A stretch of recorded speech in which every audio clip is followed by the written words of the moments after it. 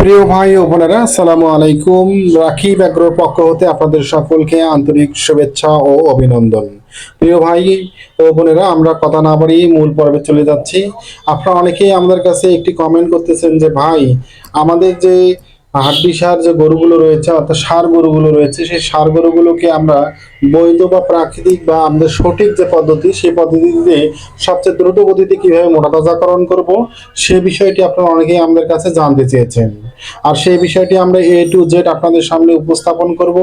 অবশ্যই আপনারা আমাদের সম্পূর্ণ প্রতিবেদনটি দেখবেন।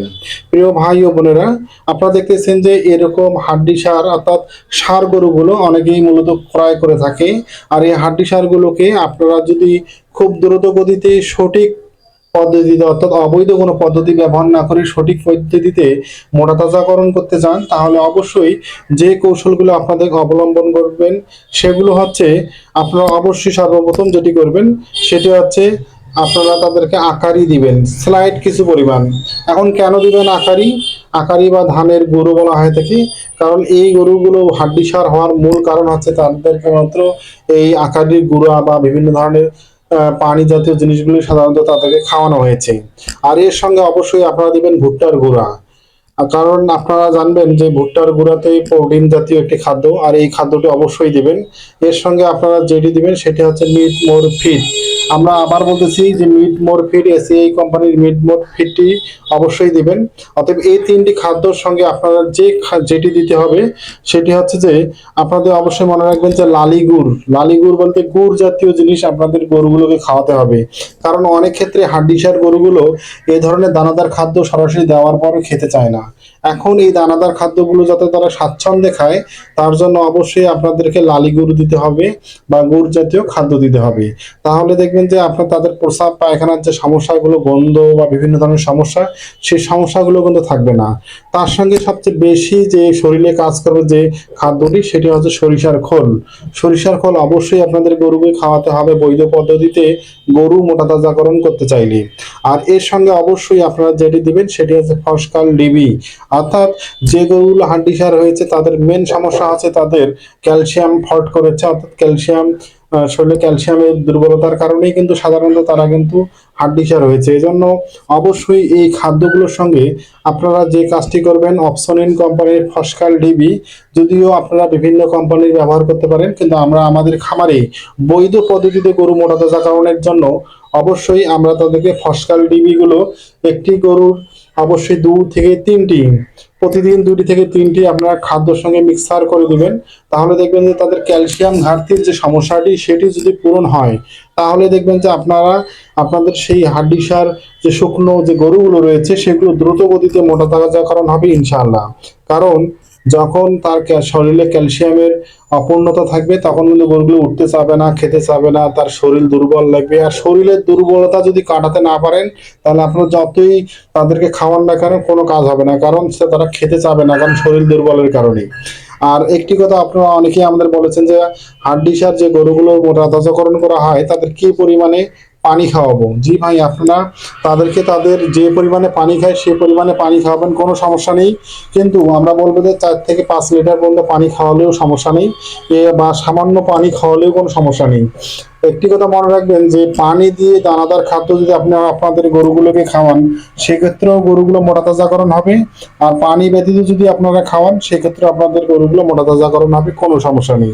তাই আপনি আপনার দানাদার খাদ্যটি পানি ব্যতীত খাওয়াবেন না পানি সহ খাওয়াবেন, এটা আপনার ব্যক্তিগত ব্যাপার।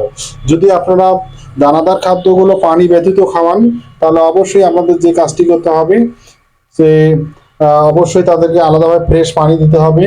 আর যদি পানির সঙ্গে আপনারা দানাদার খাদ্যগুলো খেয়ে থাকেন, সেক্ষেত্রে আপনাদের আলাদাভাবে পানি দেওয়ার কোনো প্রয়োজন নেই। তাই আমরা আপনাদের বলবো, হাড্ডিসার গরুগুলো মোটাতাজাকরণের ক্ষেত্রে সর্বপ্রথম যেটি হচ্ছে আমাদের সচেতন হতে হবে, অর্থাৎ আমাদের কোন কোন খাদ্যগুলো তাদেরকে খাওয়ালে তাদের শরীরের জন্য ভালো সে বিষয়গুলো জানতে হবে।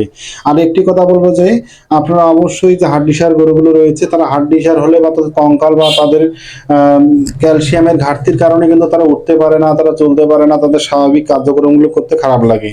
তার জন্য অবশ্যই আপনারা যেটি করবেন, আপনারা ফসকাল ডিবি খাওয়াতে পারেন। আমরা মূলত সবচেয়ে কম মূল্যে ভালো মানের একজন ক্যালসিয়াম যদি আমরা আপনাদের বলি তাহলে অবশ্যই সেটি হচ্ছে ফসকাল ডিবি।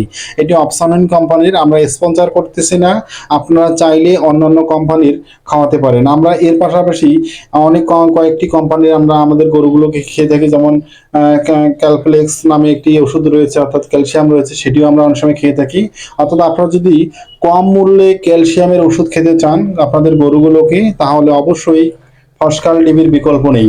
তাই আমরা আমাদের খামারে যে গরুগুলো রয়েছে আমরা সেগুলোকে, যারা হাড্ডিসার গরুগুলো, প্রতিদিন আমরা তাদেরকে 2টি করে খাওয়াই, অর্থাৎ তারা যাতে ক্যালসিয়াম ফলটা, অর্থাৎ ক্যালসিয়ামের যে সমস্যাটি, ঘাটতিটি, সেটি যাতে তার শরীরের মধ্যে দূর হয়। আর দূর হলেই কিন্তু সে দ্রুত গতিতে আপনাদের প্রফিট দিতে পারবে, কারণ সে শরীর বা সকল কিছুই দ্রুত গতিতে তার মোটা তাজাকরণ হবে ইনশাআল্লাহ। এর পাশাপাশি আপনার যদি অন্যান্য কোম্পানির কথা বলি তাহলে আপনার ক্যালপ্লেক্স একটি রয়েছে, এটি হচ্ছে স্কোয়ার কোম্পানির, সেটিও আপনারা খাওয়াতে পারেন। অর্থাৎ আপনি চাইলে আপনার পছন্দ মতন ভালো মানের ক্যালসিয়াম খাওয়াতে পারেন, কিন্তু ক্যালসিয়াম ব্যতীত হাড্ডিসার গরুগুলো কখনোই উন্নতি লাভ করে না। কিন্তু আমরা আমাদের হাড্ডিসার গরুগুলোকে সাধারণত আমরা কৃমিনাশকের পরে লিভার টনিক সকল কিছু খাওয়াই, জিঙ্ক খাওয়াই, কিন্তু আমরা ক্যালসিয়াম খাওয়াই না। কিন্তু আপনারা দেখবেন যে হাড্ডিসার গরুগুলো যদি দ্রুত গতিতে মোটা তাজাকরণ করতে চান তাহলে ক্যালসিয়ামের বিকল্প নেই। অর্থাৎ ক্যালসিয়াম তাকে যদি খাওয়ান আর ক্যালসিয়ামের ঘাটতি যদি তার শরীরে পূর্ণ হয় তাহলে যে সে উঠে দাঁড়াবে এবং সে সকল কিছু স্বাচ্ছন্দ্যে গ্রহণ করবে, অর্থাৎ খাবে, সেক্ষেত্রে আমাদের সমস্যা হবে না। তাই আমরা আপনাদের বলবো, যারা এ ধরনের সার গরুগুলো ক্রয় করেছেন তারা অবশ্যই আপনাদের গরুগুলোকে যে আমরা যে খাদ্যটির কথা বললাম, অর্থাৎ এই ধরনের দানাদার খাদ্যগুলো আপনারা নিজেই বাসায় মিক্সার করে নিতে পারেন বা খাওয়াতে পারেন। এর পাশাপাশি আপনারা অবশ্যই তাদেরকে কৃমিনাশক করবেন, তার সঙ্গে লিভার টনিক দিবেন এবং এরপরে আপনারা তাদেরকে জিঙ্ক খাওয়াবেন এবং জিঙ্ক খাওয়ার পরে অবশ্যই তাদেরকে ক্যালসিয়াম খাওয়াতে হবে। অর্থাৎ এই কোর্সটি আপনাদের পূরণ করতে হবে। এখন একটি হাড্ডিসার গরু আপনি ক্রয় করলেন আর সরাসরি এনে তাদেরকে লিভার টনিক, জিঙ্ক এগুলো খাওয়াচ্ছেন, এটি সঠিক নয়। অর্থাৎ কি ক্রয় করে আনার পরে তাকে 2 থেকে 3 দিন তাদের স্বাভাবিক অবস্থানে রাখতে হবে এবং 2 থেকে 3 দিন পরেই সাধারণত তাদের যে কোর্সগুলো রয়েছে লিভার টনিক, কৃমিনাশক, এই কাজগুলো আপনারা করবেন, তাহলে আপনাদের গরুগুলোর শরীরে সবচেয়ে দ্রুত গতিতে এই ওষুধগুলো কাজে লাগবে এবং গরুগুলো মোটা তাজাকরণ হবে। তাই প্রিয় ভাই ও বোনেরা, আপনাদের যদি আমাদের এই রাখি ব্যাগ্রো ইউটিউব চ্যানেলের প্রতিবেদনগুলো ভালো লেগে থাকে তাহলে আমাদের চ্যানেলটি সাবস্ক্রাইব করবেন, বেল বাটনটি ক্লিক করে আমাদের সাথে থাকবেন। আমরা সুন্দর সুন্দর প্রতিবেদন নিয়ে আপনাদের সামনে হাজির হব ইনশাআল্লাহ। আসসালামু আলাইকুম।